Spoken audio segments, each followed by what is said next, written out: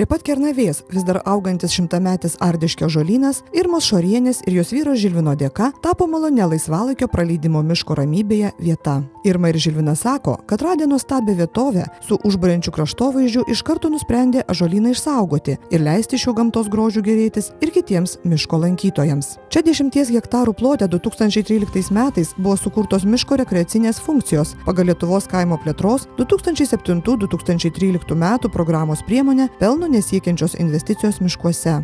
Buvo skirta parama apie 300 000 litų, tai ir tos 300 000 litų didžiąją dalį, kas buvo investuota, tai buvo investuota, takelius darėm, sutvarkyti daug sausuolių, daug priežiūros reikėjo tam sutvarkyti.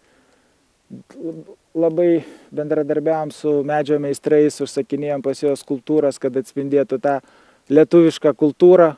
Takai daug yra takų padaryta virš kilometro, tokių, kad jau kur galima jau gražiai prieiti prie rekreacinių objektų, iškasti tvenkiniai.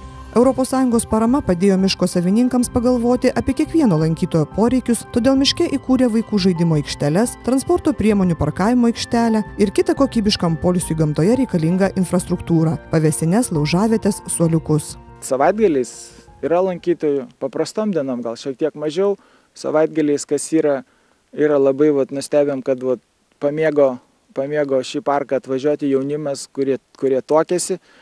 Jiems čia matyt, jie randa vasarą kur tų pramogų, kuriems reikia, kur gali pasidėti pavėsinę, šiek tiek pailsėti, papramogauti, kad ir yra tų gražių vietų ir įsiamžinti ar prie žalų, ar prie skulptūrų, ar gali, kaip sakant, savo gyvenimo bendroj pradžioj įkurti savo ugniuką, kuris neš gyvenimo sėkmę, tai kaip yra gražu, kad lankosi tiek jaunimo. Tai vietiniai gyventojai mėgsta atvažiuoti ir su vaikais pabūti ir taip pabūti, kaip sakant, tų lankytojų yra.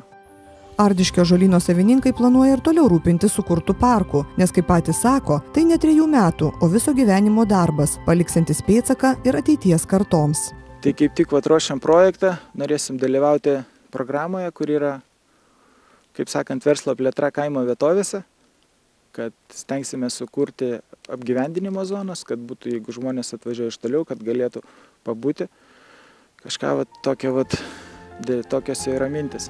Per visą paramos teikimo laikotarpį pagal Lietuvos kaimo plėtros 2007-2013 metų programos priemonę pelno nesiekiančios investicijos miškuose patvirtintos 245 paraiškos, paramos gavėjams jau išmokėta beveik 14 milijonų eurų.